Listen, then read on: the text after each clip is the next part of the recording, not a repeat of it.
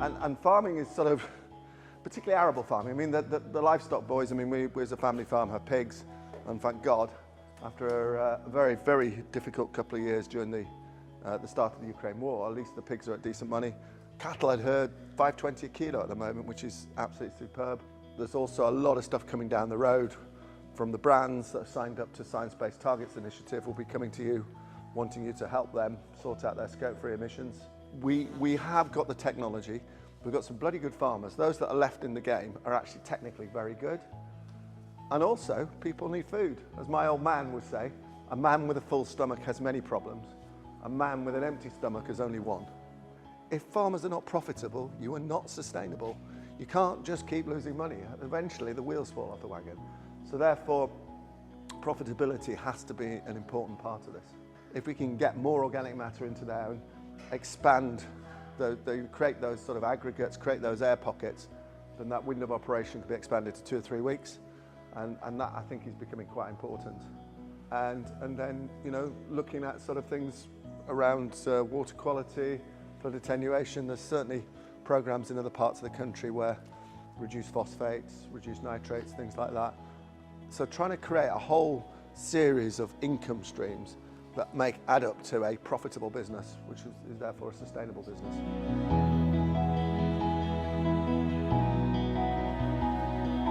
So what do you need to look at? SFI opportunities. So even if you're in a scheme already, if you're in an SFI scheme, do have a look at the new opportunities that have come out. The number of times that I speak to farmers and I let them know of all the capital grants that are available, like fencing and gates and hedging, and I go out and see them and say, oh darn it, you know, I've just done all that fencing. So just keep up to date, be aware. If there's something that you're planning on doing on the farm, speak to us first to see if there is some funding, rather than be disappointed afterwards. Opened the SFI expanded offer, which has got 101 actions in it. So it's almost like a combination of SFI and the old countryside stewardship. Okay, so there's a lot of actions in there which you'll already be familiar with. It is no-till, but you are allowed to go in with a low disturbance subsoiler and a straw rake. With a rear facing time. I like having this man here. I just pop your mail shot, and a lot of people say it's really handy. It's a sound bite of what's going on. So if you want adding to my mailing list, come and see me and leave your email address. If you want my contact details, I've got I'm very up to date. I've got a thing there that you scan and it goes into your phone. I'm tagged. So yeah, thank you. Yeah, like I'm working in a supermarket later. The more greenery in my soil, the better. Like, you know, the reason I got into cover cropping was just how great a volunteer rate greenery was to, you know, even when we were going through with the sumo back in the days of big cultivations. And you'd see the avatar is brilliant at depth control, like just just a lovely row of seeds all at the same depth, right next to slug eggs the entire way. I'm like, that slug's going to hatch. It's not going to have any need to come to the surface. But I think the clover, I'm sure that the clover, yes, it contributed to the slugs, but it also mitigated them by giving them something to eat on the surface. We're getting just into the green there. I don't know if you can see the gauge, but we're going all the way and we're still not out of the green. It's because I'm so bloody heavy. That was pretty uniform and it never went out of the green all the way down. So, as Joe says, it's never been disturbed. So that's the power of roots, biology to hold the soil open and friable. You saw that went in easily. We might go in another field. We might go 6 inches in and suddenly it shoots up into the yellow and into the red. So that's the use of a tool like this for going to fields that you don't know the history of, and it can give you some information about what's happening under the ground. There's 3 main types of earthworms. There's the ones you get the sort of epigeic near the surface, endogeic just below it, and the really big ones, anesic earthworms that will go right down and will do things like create lovely big channels like that one, really deep into the soil. You can see it starting off there, going through under there. So I guess does this drain quite well? Not really, because actually it stood in water down there. No, it wasn't a stick. Tools, can't necessarily spend all of their lives in there like an earthworm could. It just doesn't have everything that those insects need to get through their entire life cycles.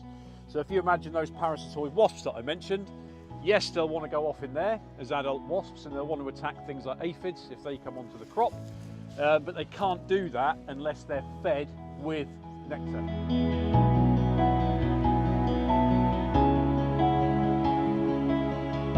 There's a ladybird, so that's really, really good to see. I've not seen many ladybirds this year at all. I've seen a few aphids in here. That's not to say that they're necessarily pest aphids. You'll have a few things like Lepidopteran caterpillars in there.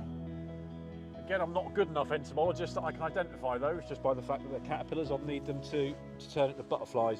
And even then I wouldn't be that good. I can only identify the main one.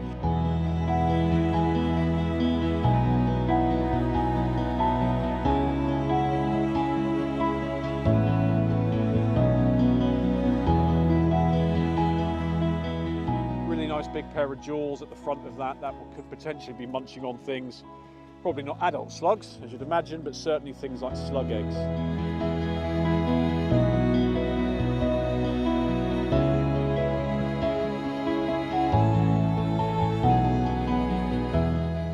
And this is what we say, that we maximize returns with proof of soil nutrients. So we put together data from our soil station, which can be seen here, and put it together with weather data, satellite data, and then with agronomical know-how, and we translate the data into these actionable insights. So this is the key thing about farming now, is that there's so much data available, but what are the decisions you can actually make on this data? We measure multiple parameters, so one of them is EC, but there's other parameters as well, and we calculate from that the nutrient level, which is, it's an enhanced salinity reading. That, if you know, we are measuring available salts in the soil solution in that sense. The station, there's one per field, and we usually get the location, as I said, farmers know their fields well. Then you would say that which is the place that you want to monitor, because there's multiple ways how you can work on it. Maybe there's a place that you want to see why this field is not working as the next field. So things that you want to monitor. What I really did like is the constant update of what's going on. So without even having to check the app or anything, you know, you were getting an update saying, oh, actually this is low in the nitrogen has come down on this, and we recommend this. Let's say the ground is moist from the topsoil, or you look from the top, and actually there's nothing happening in 8 centimeters. There's drought stress still there.